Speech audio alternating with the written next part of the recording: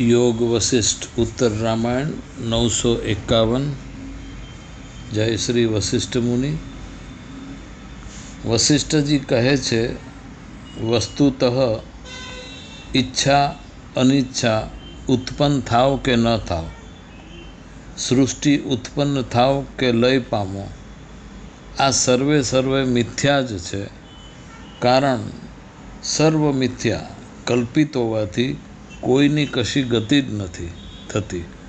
खास विशेष रूपे समझावता वशिष्ठजी अहीं कहे छे, चिदाकाश स्वयं तो निर्विकार ज छे, तेनामां कोई खळबळाट ज नथी।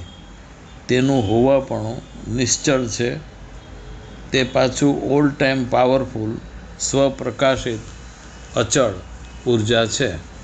स्थिर कायम आनंद स्वरूप तमाम ब्रह्मांड में विस्तरेलू तथा तमाम जीवोना अस्तित्वना अधिष्ठाने करीने छे। अहीं द्वैत द्वंद्व कशुं ज नथी। एटले भाव अभाव, इच्छा अनिच्छा, सत असत, सुख दुख वगैरेनी कशी पण कल्पना तेमां संभवती ज नथी। जे महापुरुष विवेक तथा शांति थी रही तृप्त कॉन्डेन्स थई पोतानी इच्छा वृत्ति में जेम जेम घटाड़ो करता रहे छे, तेम तेम मोक्ष भागी एटले के मोक्ष पामवाने भाग्यशाળી थता जाय छे। परंतु अज्ञानी संसारीओ इच्छाना मोहपाश में घेरायेला होय, शोक मोह थी मय रहता पछीथी मंत्रो दोरा धागा एवं औषध रूपे कांई पण करे अने पोताना दुखो दूर करवानो प्रयत्न करे, पण ते संभव थतुं नथी। आम कोई मनुष्यना स्वयंनी भ्रांति थी ऊभा करायेला दुखो अन्य बीजा कोई बावा साधु मंत्र तंत्र निवारी शके नहीं। अहीं विशेष मनुष्यए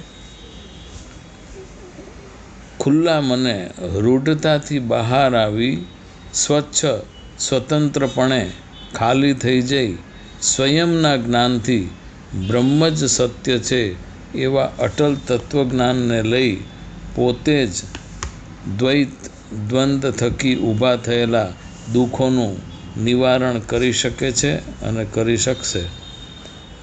जड़ द्रव्यपणुं मूकी जड़पणाथी करा थई जाय छे, ए आपणा अनुभवमां छे।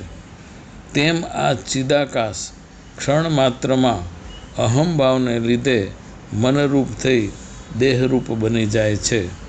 आकाश में स्वयं में काळाश न होवा छतां काळा वादळाना लईने आपणे काळाश देखाय छे।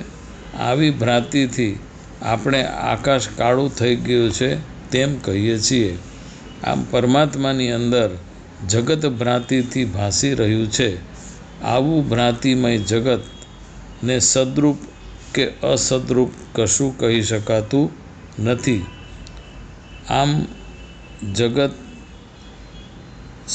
शब्दों थी अवर्णनीय छे, अनिवर्चनीय छे। फरी फरी पवन तथा गति, आकाश तथा तेनी शून्यता, तेम करीने ब्रह्म अने सृष्टि वच्चे पण भेद रहतो नथी। आ चिदाकाश में पृथ्वी वगैरे सृष्टि समेत आदि सर्व वस्तु छे ज नहीं। आ महास्वप्ननी जेम आभास मात्र देखाय छे। केवल केवल केवल चैतन्य परब्रह्म पोताना स्वरूप में स्थिर थई रहेल छे अने रहे छे अने विवर्त रूपे भासे छे। आपणे कहीए के अमुक मनुष्य अमुक काम करे छे। आ व्यवहार में बुद्धि, चक्षु आदि शरीरनी अंदर अने बहारनी एम बंने इंद्रियों काम करे छे अने कारण रूप छे। आ बुद्धि आदिनो ज व्यापार छे। आ बुद्धि ने चेतनता कोण आपे छे? चेतनता आपनार आत्मतत्व में भेद अभेद जेवुं कांई संभवतुं ज नथी। आम वस्तुतः आ आत्मतत्व सदाकाळ अधिष्ठाने અધ્યારોપિત હોવાથી બુદ્ધિ ઇન્દ્રિયોનું કાર્યકારણ સંભવ બને છે. આપણને સૌને તો સ્વપ્નનો અનુભવ સ્પષ્ટપણે છે જ, જે જાગતા હાસ્યાસ્પદ અને મિથ્યા લાગે છે. સ્વપ્નમાં કોઈ હેતુ હોતો નથી, કાળ હોતો નથી, ક્રમ હોતો નથી. તેમાં જન્મ મરણના અનુભવો થતા રહે છે. ઠીક આ રીતે જ, આ રસમથી જ ચૈતન્યમાં કલ્પો, મહાકલ્પો તથા તેની અંદર થનાર વ્યવહારો વિના હેતુ, વિના ક્રમે ભાસ્યા કરે છે. પૃથ્વી, પર્વતો, ભીતો, આ સર્વલોકો અને સર્વલોકોની ક્રિયાઓ ચિદાકાશ રૂપ જ છે. આ ચિદાત્માનો પોતાના જ વિશાળ સ્વરૂપમાં સૃષ્ટિનો આભાસ માત્ર છે. આ જગત ચિત્ર, સંસાર ચિત્ર, આકાશરૂપી ભીત પર ચિદાત્મા રૂપે રંગ વડે રંગાયેલ હોય છે.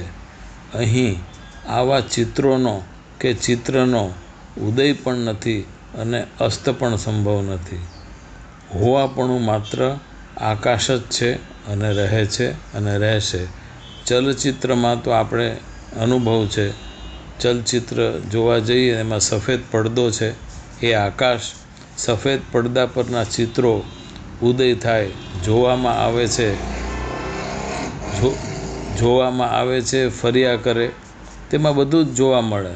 સુખ, દુઃખ, આઘાત, આનંદ, દ્વંદ અને દ્વૈતનો મેળાવડો જ હોય છે. પરંતુ વાસ્તવિક જોનારને તો જ્ઞાન હોય છે કે આ બધું જે કાંઈ પણ દેખાય છે, પીડા, આનંદ, આનો ઉદય કે અસ્ત નથી, ઊભી કરેલી ભ્રાંતિ જ છે વળી. બરોબર ને? આપણે સ્વીકારશું ને?